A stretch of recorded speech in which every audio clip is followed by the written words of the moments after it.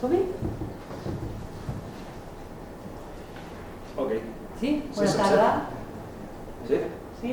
Bona. Bona tarda a tothom, benvinguts al cicle especialistes, en aquest cas cicle especialistes Biblioteques MDO, amb en Lluís Romero. Us volia donar les gràcies al públic que ha vingut, a la llibreria Gepi que ha posat un punt de venda com sempre, gràcies Helena, a les caves vàries que són les nostres caves còmplices i també especialment a Lluís Romero i a l'editorial Cossetània. Molt bé, per ser aquí, perquè de seguida que vam tenir aquesta idea, vam parlar amb l'editorial, vam parlar amb tu, i va ser molt fàcil. I a més ha vingut travessant 3 comarques i no sé quants embussos, o sigui que moltes gràcies per ser aquí. A vosaltres. L'acte d'avui s'emmarca dins el cicle Biblioteques amb denominació d'origen, que no sé si sabeu que fa 10 anys que fem a la biblioteca.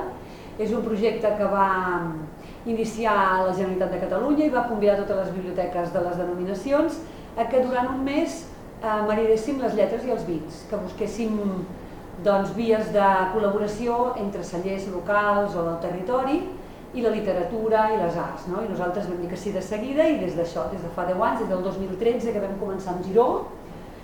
Bé, ara si els digués tot segurament me'n deixaria, però estem parlant de Giró, de Blanchet, de Xamfrà, de Maria Rigolordi, de Rimars, de Celler Vell, de Fontpinet, que ens va durar 2 anys perquè vam tenir la pandèmia, i aquest any el cicle l'hem començat amb les caves vàries.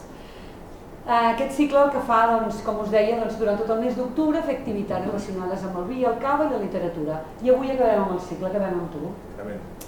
Per què? Perquè el concert de Cluenda que teníem el dissabte 29 l'hem hagut de canviar de dates per temes d'agenda. Era un concert que teníem pensat amb un duet sadurninenc, que són l'Oriol Company i la Teresa Roig, i el farem el 19 de novembre. No pot ser aquest dissabte, o sigui que aprofitarem per fer altres coses aquest dissabte. D'acord? Ho dic perquè en el tríptic hi és, però avui és l'acte de Cluenda del cicle. Quin honor, Ja està bé que siguis tu, perquè jo no et coneixia molt, tenim els teus llibres, però quan m'he estat preparant la xerrada he pensat, ostres, quina bona idea que vam tenir, perquè realment ja veureu que donen molt de suc, no?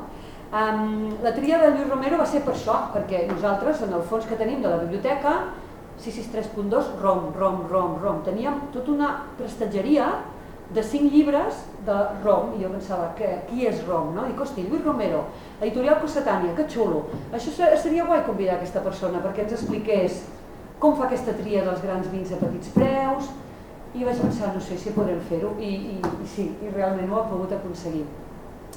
O sigui que començarem perquè ens expliquis una mica qui ets. Jo sé que ets de Mataró, nascut a Mataró, que ets sommelier, ets filòleg, i teníem aquí les 5 primeres obres teves, i fa relativament poc que ha sortit la 6ena, o sigui que primer de tot et coneixerem amb tu. M'agradaria fer una mica de repàs així ràpid de les 4 primeres i després entrar en els últims, que és l'Autòctons i la Guia Romero.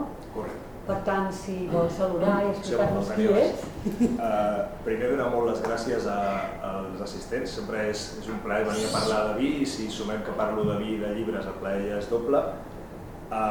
Fer-ho aquí al poble em sembla una oportunitat extra, no és com anar a qualsevol altre lloc a parlar de vi, som a Sant Sadurní parlant de vi, amb la qual cosa és doblement bonic, i si la invitació ve d'una biblioteca, doncs, òbviament encara amb més motiu, no? Penso que és una entitat a posar cada vegada més en valor i que no sempre estan tot lo reconegudes que caldria, i penso que fan una tasca que és fonamental. No sé què vols que expliqui, una mica com va la meva història amb el llibre. Clar, d'entrada, a mi, jo ja com que ja m'he preparat coses que a mi m'han sobtat, és sommelier i filòleg. Bum! Què va ser primer? Filòleg.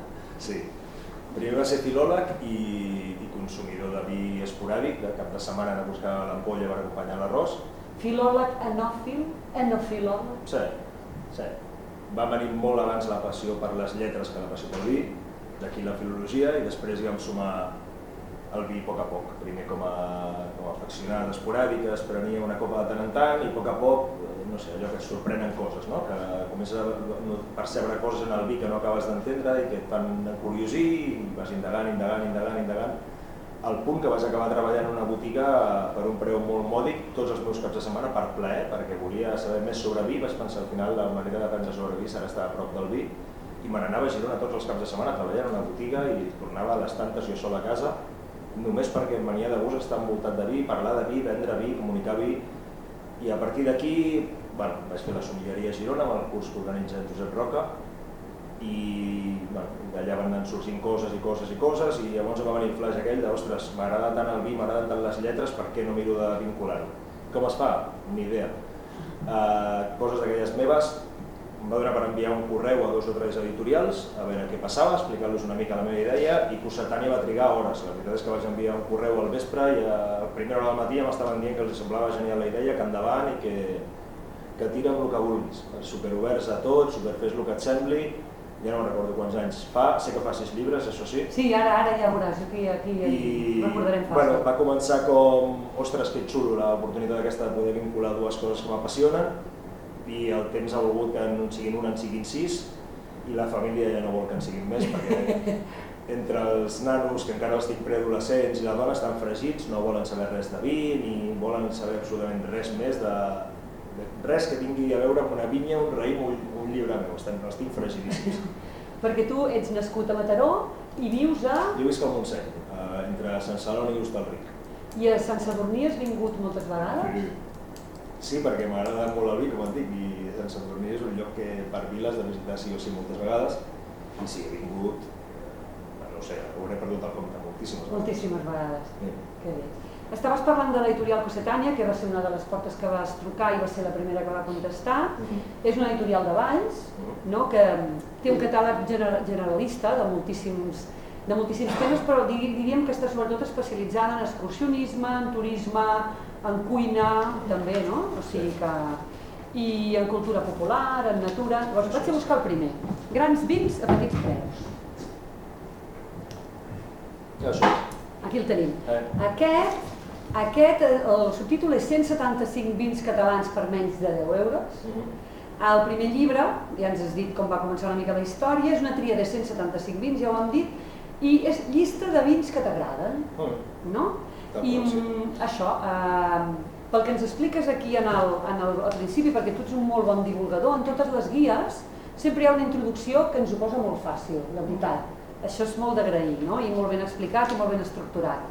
Que et vas posar en contacte amb els cellers demanant una ampolla de cada referència, una fitxa i la foto, i llavors vas fer tastos entre 1 miler de vins per arribar a aquests 75. Sí, no recordo el nombre, però moltíssim, sí.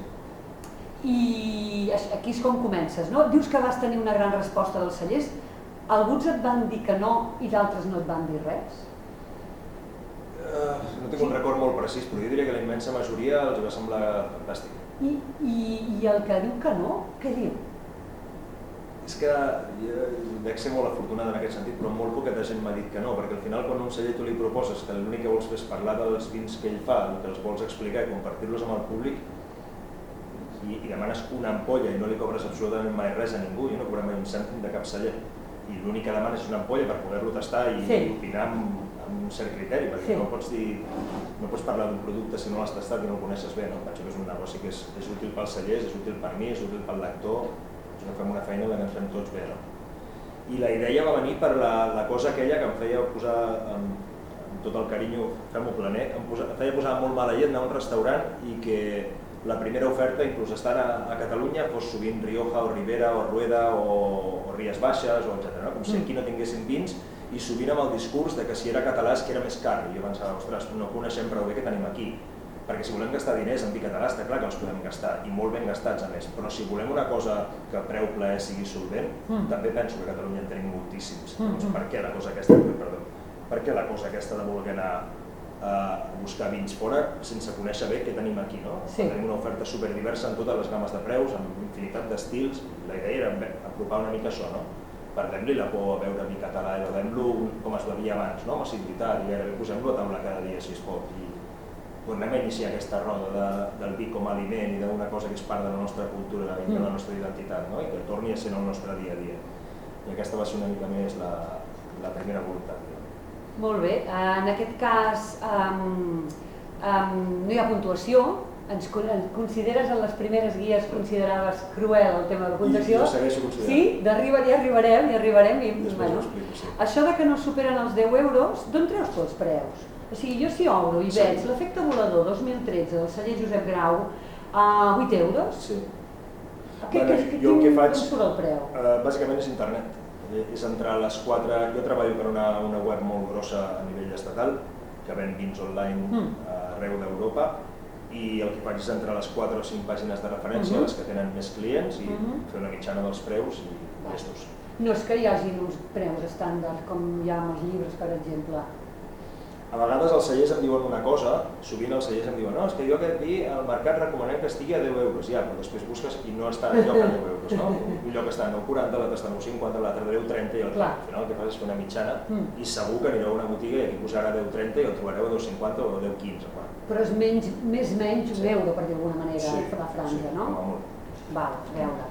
Aquí en aquesta primera guia i també en la segona hi ha una llista i una fitxa de les varietats predominants, una llista de les DOs i llavors de cada DO hi ha com una fitxa de la fotografia, les hectàrees, el celler que hi ha a cada DO, l'altitud, la pluviometria, la producció dels anys 2012 i 13... És que estan molt bé aquestes primeres, i l'última també, però l'última és molt diferent. Les qualificacions de les anyades, el plànol de la DO dins de Catalunya, el logotip, la situació, les varietats, el tipus de sol, el tipus de clima i un comentari general sobre els vins d'aquella DO. I després de cada vi hi ha la foto, hi ha el nom, el celler, el preu, la varietat, l'estil i el comentari. I després, jo el que sí que m'ha fet gràcia de cadascun dels llibres és mirar què diu de nosaltres. De la DO Cava, que la DO Cava no només som nosaltres i nosaltres no només som DO Cava, ja ens entenem, però destaques en aquest primer Reixac Baquers, Rimats i Agustí Torelló Mata, com a destacats en aquesta primera. I al final hi ha una llista amb els cellers i les direccions, els telèfons, els correus electrònics, la web. És una passada. Aquestes guies són superpràctiques. Aquest seria el primer.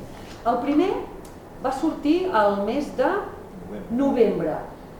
Gairebé tots els pareixes al novembre. Jo no, és l'editorial, I per què al novembre? Perquè ve Nadal.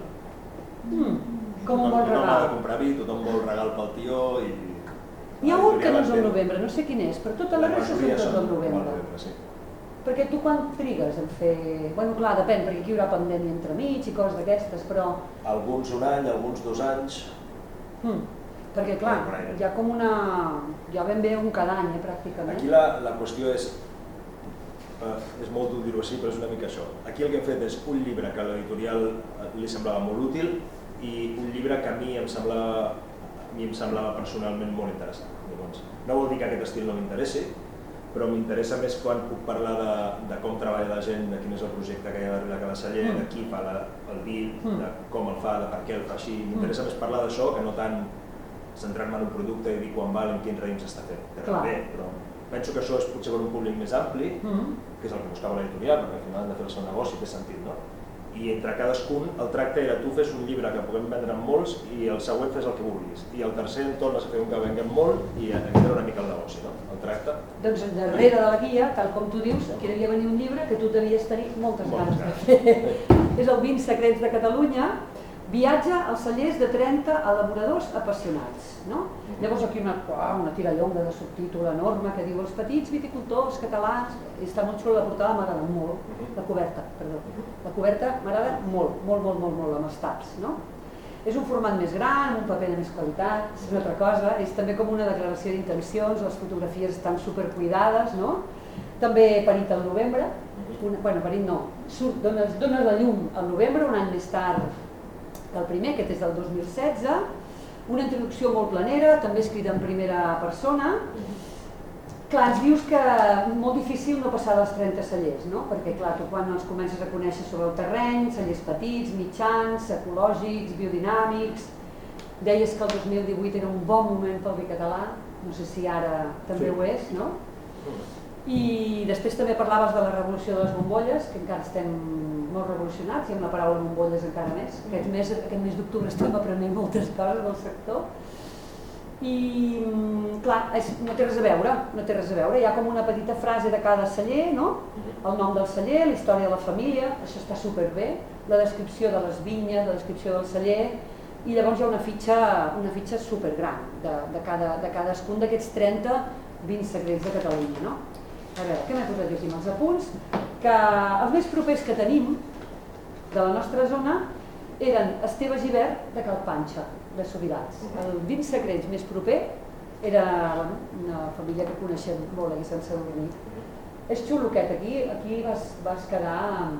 Aquí vaig anar a veure'ls a tots. Super satisfet en aquest cas. Vaig passar pràcticament un dia sencer a cadascun dels cellers i la idea va ser veure una mica la feina d'un vinyater en el seu dia a dia, des que es llevava fins que bàsicament se n'anava al llit. Veure una mica què feien i això, i estar a la vinya i estar al celler i sentir de pròpia veu de la persona que cuidava el raïm o de la persona que el vinificava com ho feia, i intentar entendre una mica tot el que hi havia al darrere, trepitjar la vinya, veure ensumar el celler, les coses que normalment quan tenim una ampolla a casa no les podem ni veure ni copsar de cap de les maneres, perquè al final tens un producte acabat i tot el que hi hagi al darrere sembla que queda una mica en l'oblit.